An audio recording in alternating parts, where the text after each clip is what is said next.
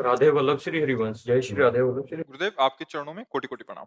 गुरुजी, मैंने आपके श्रीमुख से सुना है, हमारे पापों की सजा हमें इस जीवन में भोगनी पड़ती है और हमारी मृत्यु के पश्चात हमें नरक में भी सजा भोगनी पड़ती है। जब हमारा दोबारा जन्म होता है तो हमारे पिछले प्रारब्ध हमें क्यों परेशान करते हैं? जबकि हम हमारी सजा तो नरक में भोग चुके हैं और हमें मनुष्य जीवन में नरक और स्वर्ग का एक एहसास बार क्यों थोड़ी होता है? जन्म हुआ हमारा।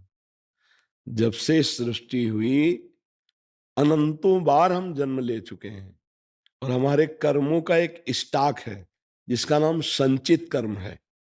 जो हम नए कर्म कर रहे हैं उनका नाम क्रियमाण है। उस संचित कर्म गोदाम से जो कुछ पुण्य और कुछ पाप दोनों मिलाकर के तन मिला, वो मानव देह।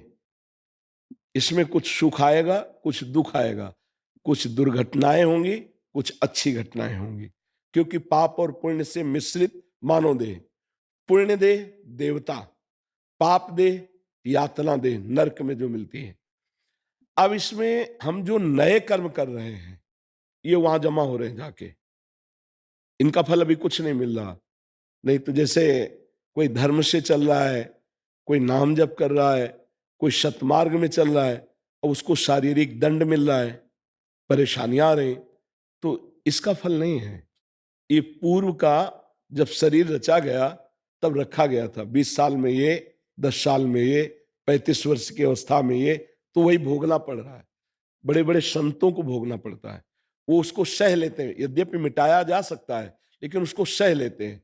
और जो नया कर्म हमारा हो रहा है, अगर ये गंदा हुआ तो हमको दंड, एक एक कर्म थोड़ी हमारे पास है। जैसे आप समझिए, एक बार कोई किसी माता बहन के साथ गंदी हरकत में पकड़ा गया, 5 मिनट का कृत्य, आजीवन की सजा, या अब तो जैसे कहा जा रहा है फांसी की सजा।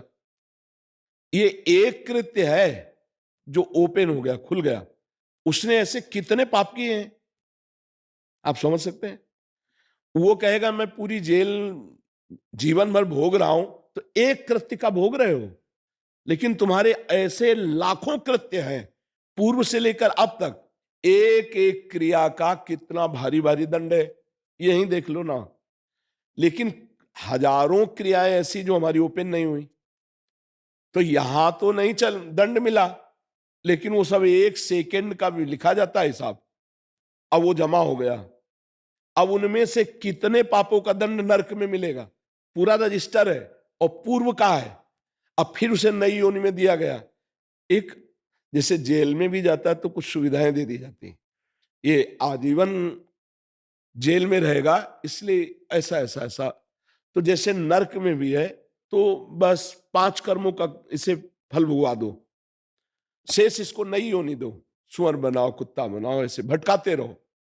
फिर एक बार मनुष्य जन्म दिया गया, अब वो चाहे पूरा रजिस्टर भस्म कर सकता है, नए कर्म ऐसे कर सकता है जिससे भगवान मिले, पर फिर चूक, फिर वो तो इतना स्टॉक पुराना जमा है कि हमसे कोई नया कर्म ना हो तो भी हमें नरक भोगना पड़ेगा। इसीलिए सबसे हाथ जोड़ के कहते हैं कि नई फसल अच्छी तैयार करो और पुरानी में आग लगा दो गोदाम में। वो आग लगाएंगे भगवान, उनके हाथ में है वो। क्या करो, राधा राधा राधा राधा राधा राधा नाम जप करो, मांस मत खाओ, शराब मत पियो, पराई माता बहनों की तरफ पाप दृष्टि से मत देखो, व्यभिचार मत करो, चोरी मत करो, हिंसा मत करो, नहीं तो दुर्गति हो जाएगी। या तुम्हें समझ में नहीं आता। देखो, पाप का फल एकांत में मिलता है, समाज में नहीं मिलता है। अगर समाज में मिलने वाला विधान होता तो थोड़ा अच्छा रहता। डर जाते लोग, नहीं डर जाते, 2-4 डंडे यहाँ मार के ले जाते पकड़ के, फिर जो धुनाई होती है अंदर, वो बहुत कष्टदायी होती है। अगर वही चौराहे पे हो तो बहुत सबकी आंखें खुल जाए। नहीं, एक कर्म का फल आजीवन कारावास है, एक कर्म का फल फांसी है। सोचो ऐसे कर्म तुमने किए हैं कि अगर वो ओपन हो जाए तो कितनी बार फांसी हो, कितनी बार हमें कारागार आजीवन मिले, तो वो व्यर्थ थोड़ी चलेगा भैया। वो सब जमा है, वो मिलेगा। ये यहां नहीं, वो जेल है नरक, वहां दंड मिले। अच्छा, वहां भी दया की जाती है, पूरा भोग नहीं भुगाया जाता। क्योंकि इतने इतने, अब जैसे एक कर्म का फल आजीवन कारावास, अब वहां बोल दिए कि एक युग तक इसको ये दंड मिलेगा। अब यहां सोच सकते हैं इतना कैसे मिल सकता है, 5 मिनट का आजीवन कारावास मिल सकता है। तो उस पाप का, अब जैसे बालक गर्भ में है,